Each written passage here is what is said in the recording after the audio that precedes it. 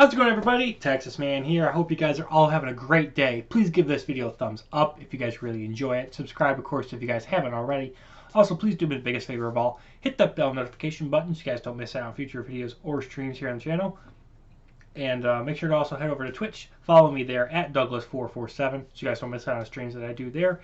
I try to stream at least once a week, whether it be for Halo, Destiny, Call of Duty, Battlefield, or just whatever I'm in the mood for or anything you guys suggest. So make sure you guys head over there to Twitch at Douglas447. And we're going to be talking about Alice in Wonderland from 2010. And as always, we're going to be talking about positives and negatives and give you guys my final score at the very end. And this movie is rated PG. It's about an hour and 50 minutes long. And let's basically just dive right in, shall we? So first of all, I like the fact that this movie, it's not a remake. I had the biggest fear of watching this movie being like, okay, Johnny Depp and Anna Hathaway are in here. And it's an Alice in Wonderland movie. I did not see this at theaters. Ended up having a coworker suggest me to watch this movie. And because it's on Disney Plus, I'm like, okay, fine, I'll give it a watch and review it. So here we are. And I was happy that this isn't a remake. It's actually a sequel, which I was surprised at. And I know there is a sequel to this movie, Alice in Wonderland, something with a clock or whatever. And I ended up seeing that one in theaters. I wasn't impressed. So when I went and saw this, the prequel to the sequel, I was like, okay, let's see what this can do. And I really enjoyed this film. This film is not perfect by any means. There are some negatives I will discuss later in this video. But I actually enjoyed this movie. I was able to watch it from start to finish. Didn't have to, pause because of things just hurting my brain of illogical nonsense. This film is really good. And I like that. Of being able to see Alice, 19 years old, when she returns to the world of Wonderland. And I also just liked seeing the return of a lot of my favorite characters, but in live action form, especially like the Mad Hatter, the Red Queen, the White Queen, and the White Rabbit, and a bunch of others.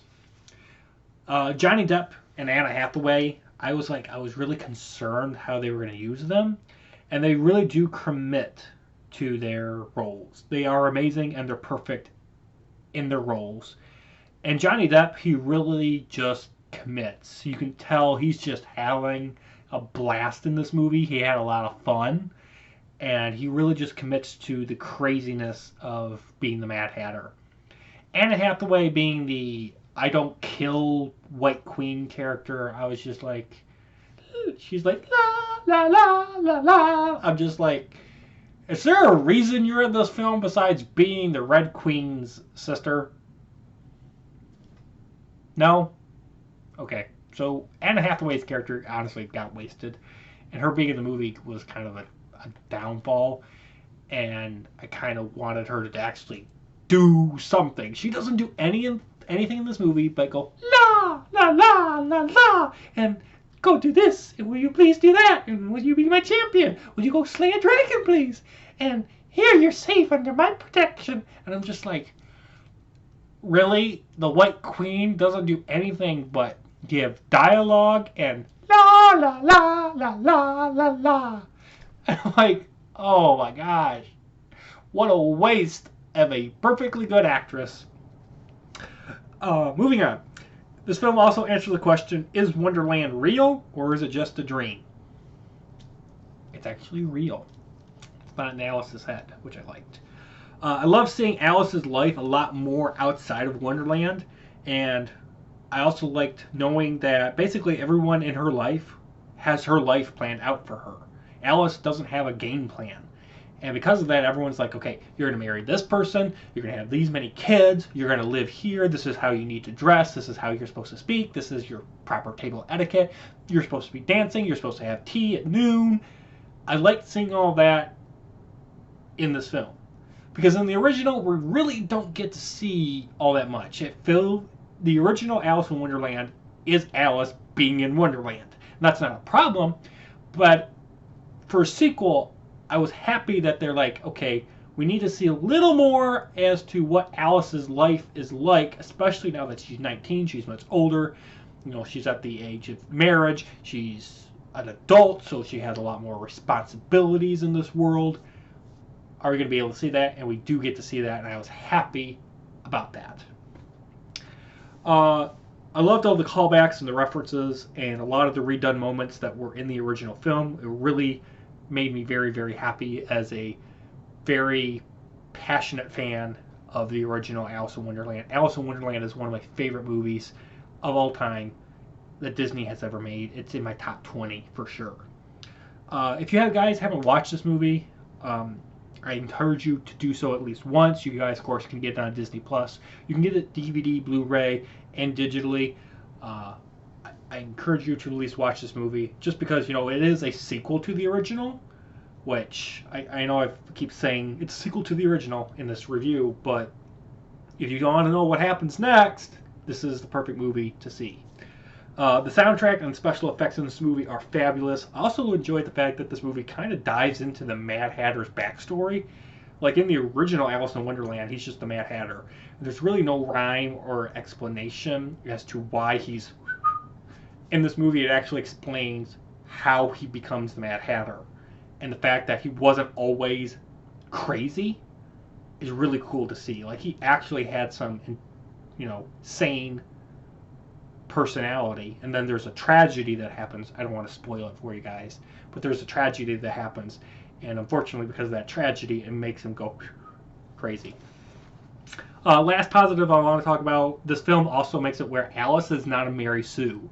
Alice in this movie actually goes through things. She discovers who she is, and she actually doesn't want to fight, which I really thought was cool. I thought, okay, she's going to pick up a sword and she's going to slay a dragon at the end of the movie. She doesn't want to. She's a pacifist. And she ends up realizing, like, if you don't kill the dragon, all of your other friends in this Wonderland, they're going to die. So you need to put your, politics aside and pick up the sword and go kill the dragon. And she does, which I was like, okay, good. I mean, it was obvious that she was going to, but I'm just like, okay, really? Pick up the sword and go kill the dragon already?